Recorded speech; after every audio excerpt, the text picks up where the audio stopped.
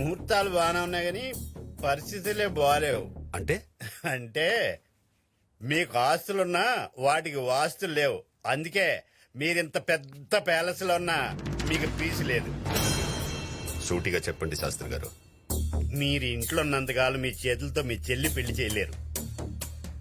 ఎందుకు?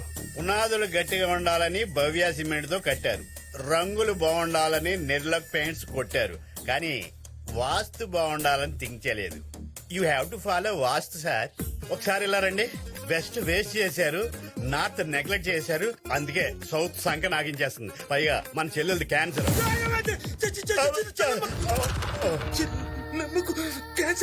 అదే మీ పేరేంటండి? బంటి.